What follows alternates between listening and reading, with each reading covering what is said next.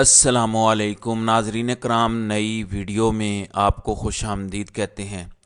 نواز شریف کو پورے پروٹوکول کے ساتھ لایا گیا، ان کے ہر طرح کے شگن پورے کیے گئے، ان کے ہر طرح کے مطالبات مانے گئے، جس طرح کی جوڑ توڑ کی گئی، پاکستان تحریک انصاف کے بخیے ادھیڑے گئے، پنجاب میں تمام الیکٹیبل پی ٹی آئی سے چھین لیے گئے، لاہور کا کمشنر، لاہور کے ڈی سی ریاستی پروٹوکول میں انہیں ریسیو کرتے ہیں، پھر ایک خاص مقام پر ہائی ٹی کا اہتمام کیا گیا۔ یہ مت پوچھیے گا کہ کون سے سرکاری محکمے نے اس دن نواز شریف کے لیے ہائی ٹی کا اہتمام کیا تھا، یہ ساری باتیں اپنی جگہ پر ہیں، لیکن چراغ سبھی کے بجھیں گے، ہوا کسی کی نہیں۔ میں بار بار اس بات کا اظہار کر چکا ہوں کہ اگر وہ کہہ رہے ہیں کہ ہم انویسٹمنٹ لے کے آ رہے ہیں، وہ کہہ رہے ہیں کہ ہم ڈالر کو کنٹرول کر رہے ہیں، تو کیا وہ نواز شریف کی جھولی میں ڈالیں گے یہ سب کچھ؟ سوال ہی پیدا نہیں ہوتا۔ اب نواز شریف تو آ گئے ہیں اور اعتزاز احسن کے بقول اب جا نہیں سکیں گے۔ اب جسے کہتے ہیں کہ منجی ٹھک گئی، اس کا میں آپ کو عملاً بتانا چاہتا ہوں۔ ناظرین اکرام، میں نے کل آپ کو بتایا تھا کہ نواز شریف کا یہ نظریہ تھا کہ ہم احتساب یا محاسبہ کرنا چاہتے ہیں۔ اس کے بعد طاقتوروں نے شہباز شریف کو بلایا، چابی دی، جس کے بعد نواز شریف خاموش ہو گئے، واپس آئے۔ اب صورتحال یہ ہے کہ کل پھر انہوں نے کہا کہ احتساب ہونا چاہیے، محاسبہ ہونا چاہیے۔ پھر میں نے آپ کو بتایا کہ یہ چاہتے تھے کہ ہم استحکام پاکستان پارٹی کے ساتھ ایڈجسٹمنٹ نہ کریں، اور آج ڈان نیوز نے بھی لکھا کہ جو پاورفل کوارٹرز نے انہیں چابی دی ہے کہ آپ یہ سب کریں گے۔ اب ایسی کیا خبر ہے جس پر میں کہہ رہا ہوں کہ نواز شریف اپنی خیر منائیں؟ ناظرین اکرام، نصرت جاوید نے اس حوالے سے کچھ باتیں کی ہیں۔ ایک تو زمینی حقائق ہیں، ان کے مطابق نواز شریف کو لندن میں جو بریف کیا گیا تھا، حالات اور فضا سب کچھ اس سے مختلف نکلے ہیں۔ وہ آئے تھے کہ شاید عمران خان جیل میں بند ہیں، عوام ان کو کاندھوں پر اٹھا لے گی اور وزیر اعظم کا نعرہ لگایا جائے گا، لیکن ایسا ہو نہیں پایا۔ لاہور کا جلسہ نون لیگ کے لیے کروایا گیا، پھر پرسوں جلال پور جٹا میں مریم نواز کے ساتھ جو کچھ ہوا وہ خود ایک تاریخ ہے۔ جلال پور جٹا نے بہت برا کیا۔ اب اس ساری صورتحال کے اندر آج انصار عباسی کا مضمون بتا رہا ہے کہ لائن کٹ چکی ہے یا لائن کٹ رہی ہے۔ انصار عباسی کا آج کا مضمون، جس کا ٹائٹل یہ ہے کہ میاں صاحب آپ کو کیوں لایا گیا۔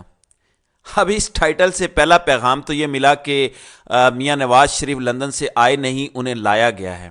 کون لے کے آیا ہے؟ یہ تو سیاسی فیصلہ ہونا چاہیے تھا کہ کون لائے ہیں، کون آئے ہیں، کس کو کہاں رہنا ہے۔ سیاستدان ظاہر ہے سیاسی فیصلے کرتے ہیں، یا کوئی اور بھی یہ فیصلے کرتا ہے ہمارے ملک کے اندر؟ یہ بڑا اہم سوال ہے۔ خیر، آگے بڑھتے ہیں۔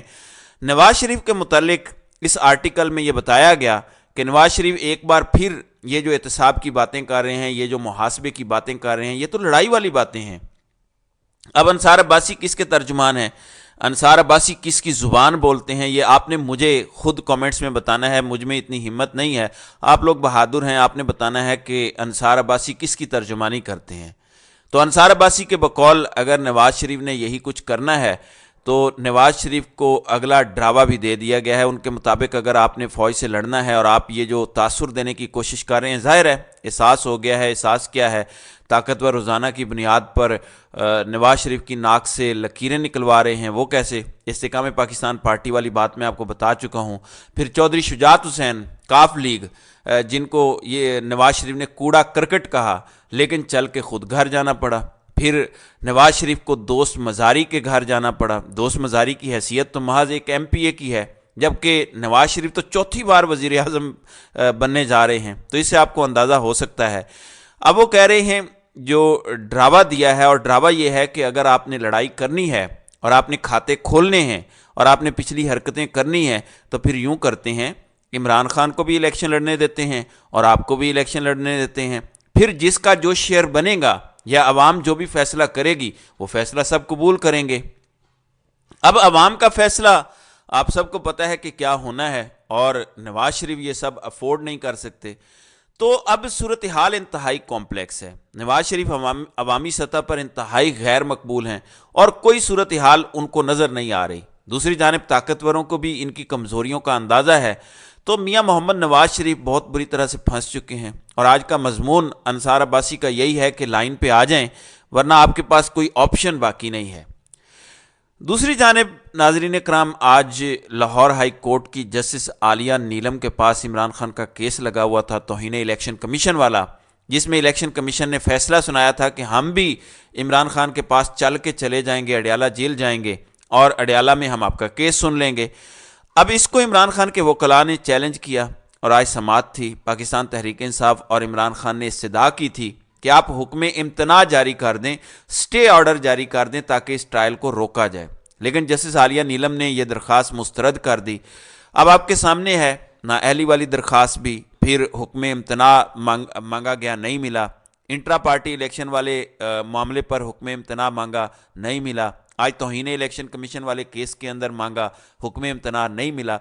तो लगता यह है कि फ़िलहाल लाहौर हाई कोर्ट भी इस्लामाबाद हाई कोर्ट पर बाजी ले गई है, और इसके बरक्स नून लीग का केस किसी भी अदालत के अंदर हो तो इंसाफ की आंखें ही मुख्तलिफ हो जाती हैं और इंसाफ का नुक्ता नज़र ही मुख्तलिफ हो जाता है। अब जस्टिस आलिया नीलम ने फुल कोर्ट की को ये दरख्वास्त भिजवा दी है और कहा है कि फुल बेंच जाने और आप जाने, और यहाँ पे हम आपको कुछ भी इंटरटेन नहीं कर सकते। जुल्म का ये आलम है कि इस वक्त इमरान खान का नाम तक लेने पर पाबंदी है, और मीडिया बावजूद इसके कि लाहौर हाई कोर्ट और उसके बाद दीगर हाई कोर्ट्स ने, सिंध हाई कोर्ट ने इवन फैसला जारी किया है कि इमरान खान का नाम भी लिया जा सकता है, इमरान खान की तस्वीर भी चलाई जा सकती है, और पीटीआई के जो दीगर मामलात हैं उनको जो है वो टीवी पर चलाया जाए। लेकिन इन अहकामात के बावजूद पैमरा जो है वो किसी भी चैनल के ऊपर इमरान खान का नाम नहीं चलने दे रहा। अब ये तो हो गया इमरान खान का मामला। अब जिस तरह से नवाज शरीफ का इलाज हुआ है, जरदारी का भी इलाज हुआ है। गेम बड़ी कॉम्प्लेक्स है, मैं आपको ये बता दूं, जो नज़र आ रहा है सब वैसा नहीं है। वो कैसे?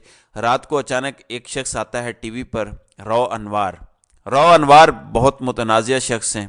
देखें, इस मुल्क के अंदर एहसानुल्लाह एहसान का इंटरव्यू चल सकता है, रौ अनवार का इंटरव्यू चल सकता है, जिनके ऊपर क्या क्या इल्ज़ामात नहीं हैं, लेकिन इस मुल्क के अंदर साबिक वज़ीर आज़म का नाम नहीं चल सकता। अब आसिफ अली जरदारी की ये हॉटलाइन है। रौ अनवार को वो अपना बहादुर बच्चा कहते थे, लेकिन रात को उन्होंने रौ अनवार को आसिफ जरदारी के खिलाफ बुला लिया है, और वहां पे उन्होंने बताया कि गुज़श्ता 5 सालों में 700 अरब रुपए की माली बदनवानी हुई है, और रौ अनवार ने इल्ज़ाम लगाया है कि यह 700 अरब रुपया बैरून मुल्क मुंतकिल किया गया है। उनके मुताबिक बिलावल हाउस के केक की पेमेंट भी जाली अकाउंट से की जाती थी, और आसिफ जरदारी सिंध में चलने वाले सिस्टम के सरबराह हैं, और कराची में जो जराइम होते हैं उसकी जिम्मेदारी पाकिस्तान पीपल्स पार्टी या सिंध हुकूमत पर है। अब आप ये याद रखिएगा कि ये अफसरान या जिनको ये अपने बच्चे कह रहे होते हैं, ये किसी के सगे नहीं होते। अब आसिफ जरदारी इनको बहादुर बच्चा कह रहे थे, लेकिन आज वही लोग उनके खिलाफ बोल रहे हैं। तो चिराग तो सभी के बुझेंगे, हवा किसी की नहीं। तो नाज़रीन इकराम, आपकी इस वीडियो के हवाले से क्या राय है? आप अपनी राय का इजहार कमेंट सेक्शन में ज़रूर कीजिएगा।